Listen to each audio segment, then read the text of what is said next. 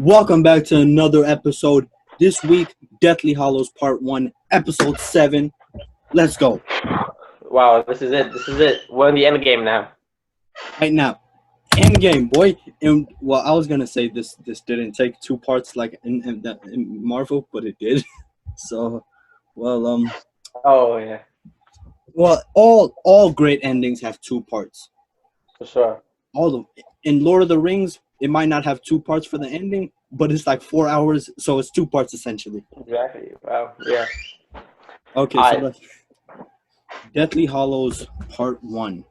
Now, let's go to the plot line. This is the movie. Yeah, fuck it. Go ahead. Wait. You know the very beginning. Oh yeah, very beginning. I know that she was like. That was sad. I'm not gonna lie. I was The actually. very beginning. Yes. What do you think the very beginning is? Okay, the very beginning is we see this scene right here where Hermione erases her parents' memories so they don't. Oh. And Yeah, then- you're right. My beginning was after all that. You're right. Yeah, Hermione erases her parents' memory. Harry makes sure that his family he gets to leave so they don't get hurt. He has to leave. And one thing I love also was like they didn't. I almost felt like the Dudley, the dad. He almost he respects Harry almost. You know what I mean? Yeah. Like I feel like Harry leaving in Prisoner of Azkaban, just walking out, that might have been the best thing he's ever done because now he gained a little bit of respect from the family.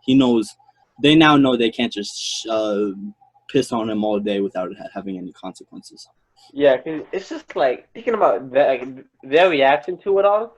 Cause no one likes them, but it's like I almost like them now. Like, in the end, I almost like them more because it's like, they might have had their differences, but like when stuff goes down, they work together. But Yeah, I like that. yeah. I gotta say one thing that it's not that I don't like it. It's just something I miss from the original movies. Is that first 30 minutes where we just get to be with the Dudleys, and it's the only sense of normalcy that we have in the movies, and it's kind of soothing when we get it, even though we do have to watch Harry getting kind of destroyed. It really shows how serious it is when the Dudleys are taking it seriously. Exactly. The anti-magic people, like that shows it all. I actually got mad when she erased like her parents' memory. I was like, did you have to do that though? Like, that necessary? At first, this is another thing that the franchise just does so great with building up. At first, I was like, why would you do that, man? And then I remembered, her parents are not wizards. She's a halfling. Yeah. But like, so is Harry Potter's though too. You know what I mean? Like, yeah, you got to make sure that they're actually. That's why we don't see Ron erasing his parents' memory or Ron doing anything out of the ordinary when it comes to his parents. Isn't there? One thing that I gotta say, isn't there a wedding in the middle of the movie? Yeah, that's actually really cool. I respect that. I really do. Some people say that they kind of hate the fact that they're having a wedding in the middle of like a war about to break out. I'm just like, that's just savage. That's the best time to have one, but you might not make it to the other end. Exactly. Love is love, and you gotta execute it no matter what. Facts, man. And what else happened in this movie? Let's go to the actual trailer now. So this is where they go out looking for Horcruxes. Like they actively are looking. Oh, okay. I'll get to that in a second. Wait, before we go there though, let's move back to where Harry's alone in the Dudley house, right? Oh, and then one cool part is where like I'm not sure what all of the different Harrys, the Harry clones. Yeah, they all come over and then they all have to like, get different Harrys. And the owl, but we didn't really talk about Harry's owl. Oh, in this movie. Oh, the owl! I forgot that. I didn't really hate Dumbledore, but once Dumbledore caused the death of Harry's owl, Wait, what? Didn't the owl die? Yeah, but what do you mean like caused it? Caused. Just like Dumbledore sends out the ambush, right? Dumbledore? Oh, you said no, Dumbledore. Why do I keep saying Dumbledore? Voldemort. I was like, what? Voldemort. Oh my goodness. I had such a great point ready to go, and then I said Dumbledore. The thing is that I don't mix up Voldemort. I don't mix up Dumbledore or Voldemort. I only do the other way around. Yeah, that's strange. Another, But yeah, I how gotta say, Voldemort. one more time. I'm pretty sure this movie just missed out on the $1 billion club, and I really feel like it should have gotten in there. So, I mean, I respect it for not being in the $1 billion club because I don't want all the good movies like to be in the $1 billion club. Like I want to know that if a movie, even if it didn't make it to the $1 billion club, this movie shows that the best movie can. I mean, yeah, Not, definitely, of course, all great movies. Looking at Nice Guys is a movie. It's one of the better comedies that came out recently. It's what is it? Made like $30 million and that's it, or 60 million. yeah. But think about it. This movie made $976.9 million. Yeah, you got it. So close and just missed out. All right, but really thinking about it, 10 years. This movie came out 10 years ago. This movie can but what they can do maybe to get to bump it up more is like maybe just have like a world or American Harry Potter rewatch today. I'm sure like it could easily make it. I feel like they would get a lot of money from that. Yeah, I would definitely go. I would for sure. You know, there's probably some theaters that just hold binges of the Harry Potter franchise. I know they do this for the Lord of the Rings. I know they do this for some classics like The Godfather and some of the more classic movies like the classic Christmas movies. They do like binge watches or sit downs with intermissions. They can probably do this for Harry Potter and they'll get a good amount of seats. So yeah, sure. All right, back to the plot line. So far, the Harrys, all those Harrys, and then after that was the wedding, right? Where is it? All those Harrys, the clones. Oh yeah. Harry And then got there safely. and everything. And the cool part is, for all time's sake, Harry is riding with Hagrid. Oh yeah. And then call back to the original movie. Yeah.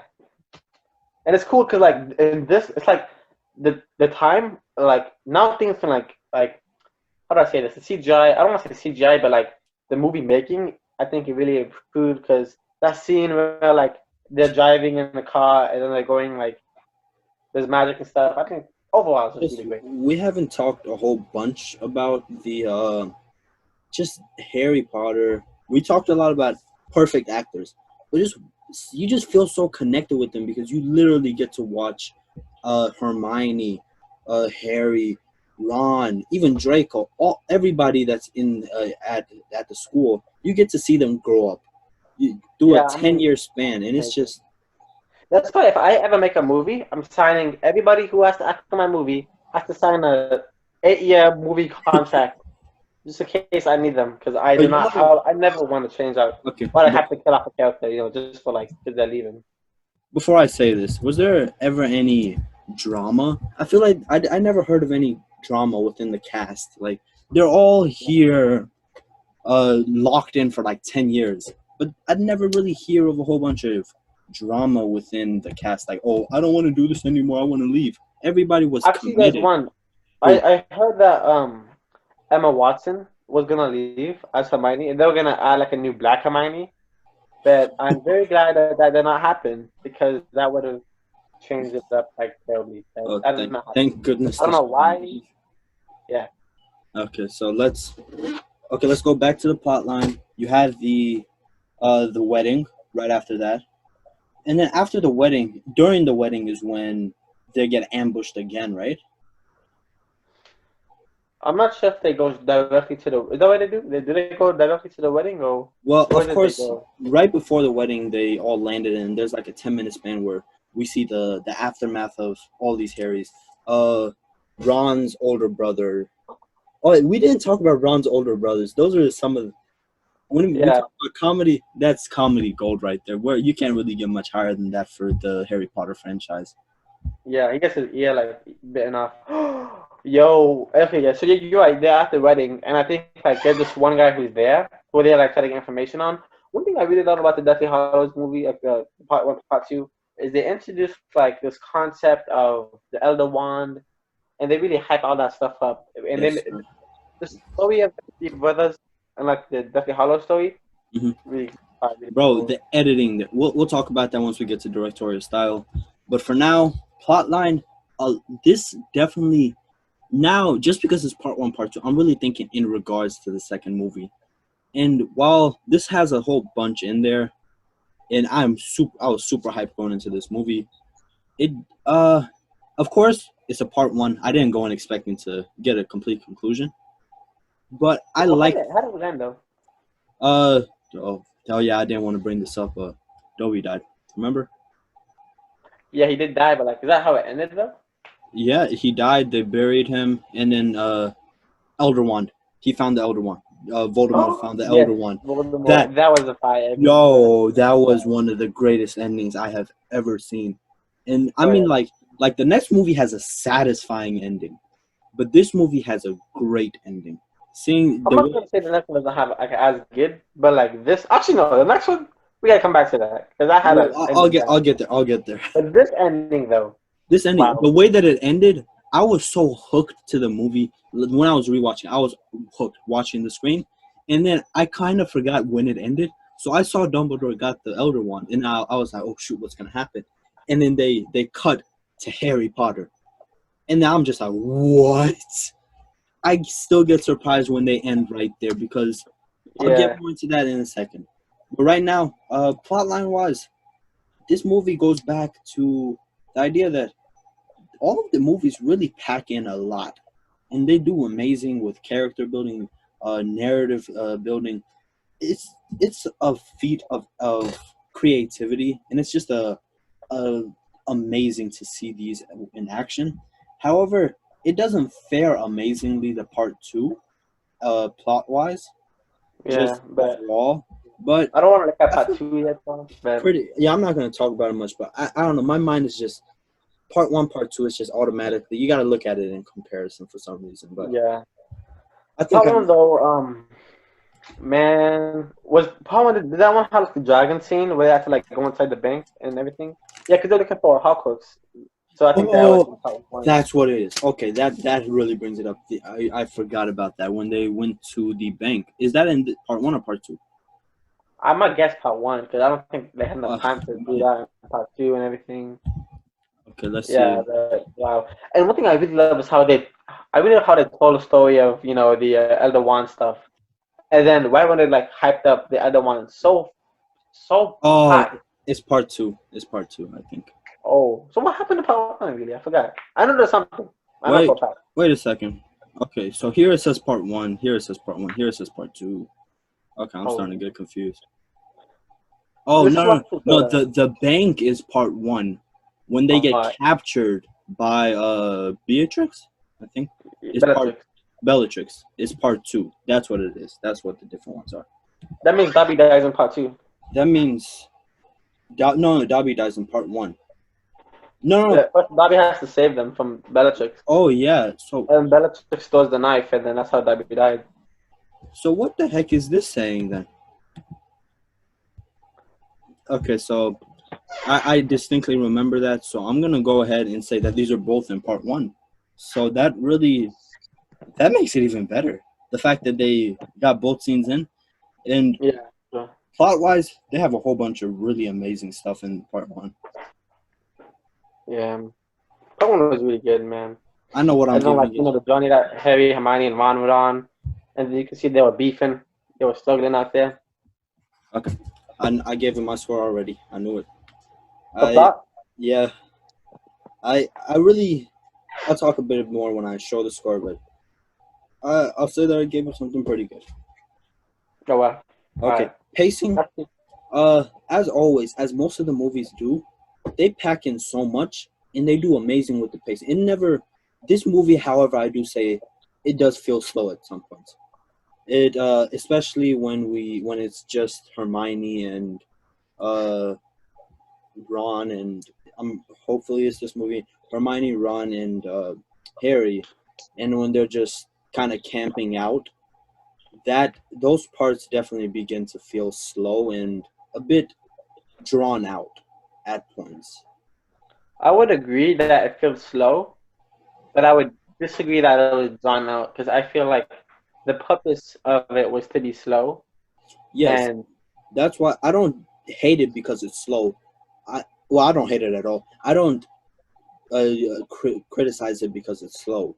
I criticize it due to the fact that it feels a bit drawn out to me. It feels like they could have stopped a bit earlier than they did, or they should have Uh, slimmed down how long they spend on it. That's what really nothing yeah, huge, just that small minute detail. This is how I have to nitpick at this point just to yeah, find for sure, for sure. some bad stuff. Even your nitpick though, I would disagree because like still like one thing that happened was I think during that time they showed some really like uh, acute details like Bro. mom was listening on the radio like every day to Hmm. see like if something's like, and I think they took that time to really emphasize like these details, You and then know, like it's so like yeah I too often hear that Deathly Hallows Part 2 is vastly greater than Part 1, and I very much disagree. I feel like they're not like this is Part 1 and then this is Part 2. I feel like it's more like this. I definitely think Part 2 is probably has the upper hand because of the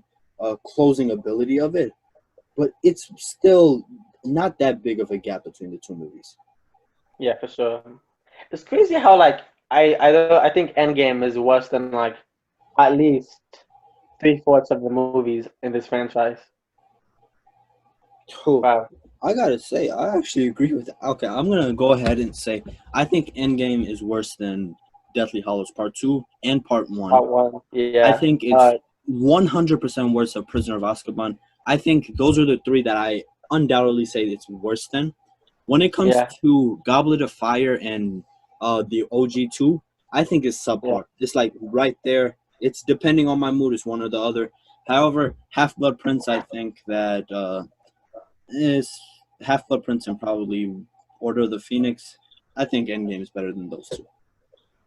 It's crazy how also Endgame has become like the go-to standard, and it's like Yeah. it's not like I feel like people are forgetting about how the MCU has just taken over so much in recent years that people have forgotten about the cinematic masterpiece that the Harry Potter franchise is. yeah for sure, man. Okay, so what do we have? Deathly Hollows Part 1. Pacing, I've talked a little bit about what I think. I think I know what score I'm going to give it as of right now. Do you have any more convincing to do on your part? Well, actually, I like this. I like the pace. I would say that the pace is slower almost the entire movie, but I feel like it was meant to be that way, in my opinion, and I enjoy it that way. I enjoy it being a more slow movie. You know what I mean? Like not all movies have to be so fast. You know what I mean? And I Yeah. think that this one took its time to really tell a story. And I And like I, that. I just have to reiterate that I'm really nitpicking when I say that it's a bit drawn out. It's not like, oh my goodness, I was bored for 10 minutes straight. It's like there were moments where I could see it just stopping there and going on, but it went on for maybe a minute, maybe 30 seconds more than it should have, or some of the dialogue here and there isn't as on point as the rest of the dialogue throughout the entire movie. But aside from that, it has pretty good pacing. We talked about it earlier, a really interesting plot line. I'm gonna go ahead and give it my score. I agree with what you're saying, but you know, all Okay, right. I'm gonna give it a don't tell.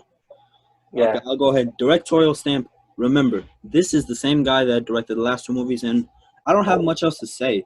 I talked a good about a good amount about him in the past few episodes, but this guy, he's not. He's definitely not the worst director in the franchise. I'll definitely give that to the guy who directed Goblet of Fire, mainly because he didn't even read the book. But I will say I that let Prisoner of Azkaban, I gotta say, Alfonso Cuarón is probably the best pure director.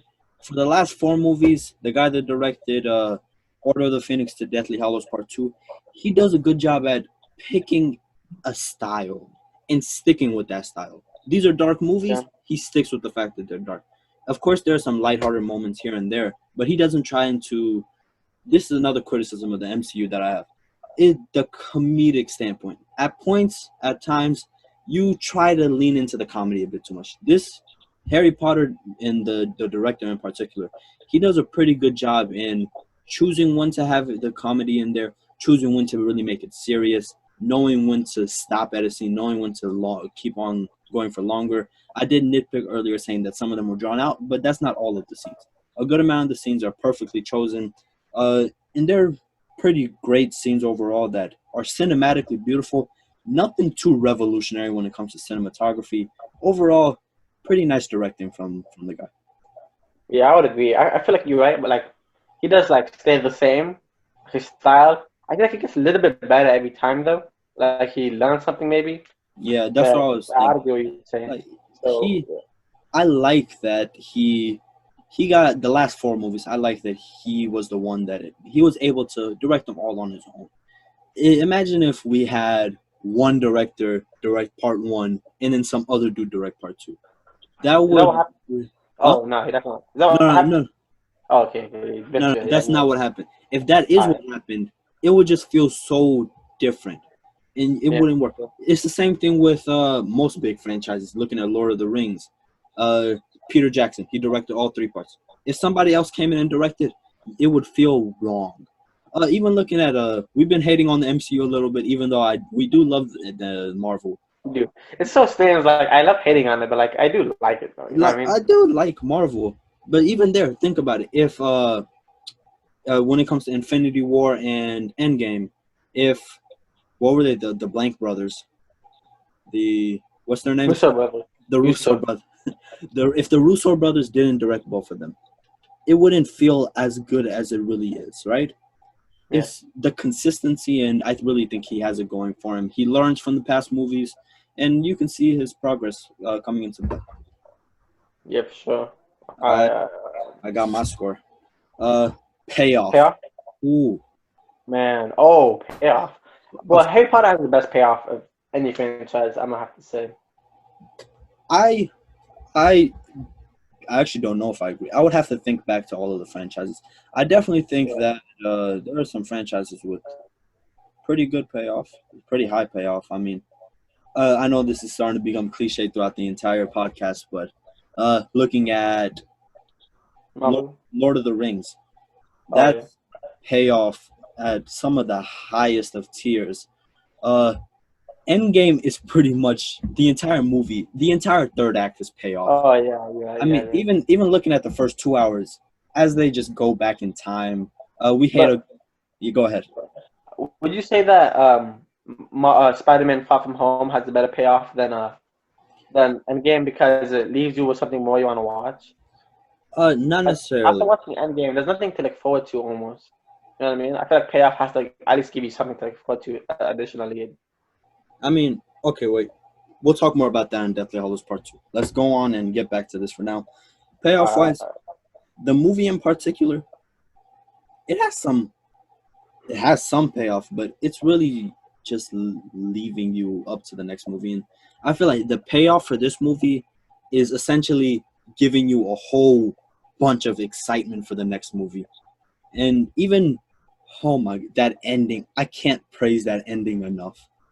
It's yeah. it just leaves you speechless. What happened right before that though? Right before Voldemort found got the Elder Wand? Uh, what was right before that? I I don't know. remember, I remember this was not. It wasn't too far before that that we saw the story of the three brothers. Where is that? That's scene 3 out of 5. Let's see what. Oh, hold up. When is it that they went to the cemetery? That's part 2. Escape. They Yeah, I escaped. think They so. escaped from Malfoy Manor. Okay. And then we got to see this amazing scene where the the man who is not to be named gains possession of the Elder Wand. And just this is another callback to the other movie that you see uh you see Dumbledore again, and then you're like, dude, you can't just take it from Dumbledore like that. And it really makes you feel emotions. And this is probably what kind of solidified my hate for Voldemort. Up until this point, I was like, I don't really think he has a chance, really. Obviously, he's going to lose at some point. But then once I saw him get the Elder Wand, I was like, oh no. Oh no, no, no, no, no. Yeah. And And then, like he put his face like right in front of Dumbledore's, and that was cool to see. that was, Yo, I'm gonna send you a link to this YouTube video that has like it makes a trailer of Harry Potter and the Deathly Hallows Part 2, or like maybe Part 1, Part 2.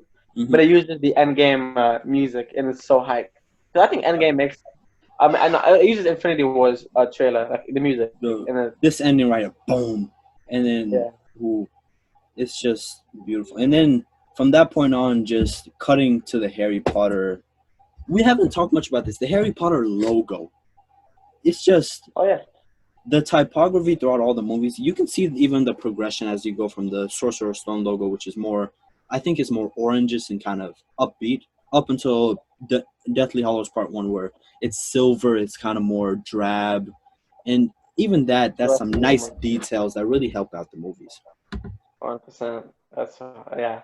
All And right, this, so go ahead. the playoff man, I'm this putting. movie, man, greatest. Like I say, let's write it down. I think I know what I gotta give him, man. Oh, Okay. So critical acclaim. As you critical acclaim. Let's look at Rotten Tomatoes.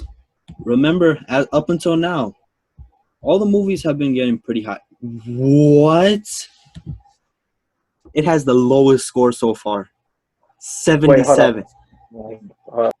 It has a 77 right now. The audience score is a 85, but this is a 70. Oh my. Okay, let's see what IMDb has to say. Oh my god. What? I am Harry Potter.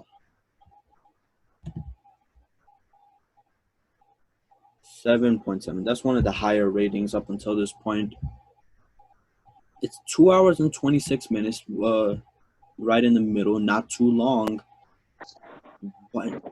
Okay, Nebby's back. This has the lowest review. What This is has this? the lowest rating of any movie so far with the 77%. Just critics.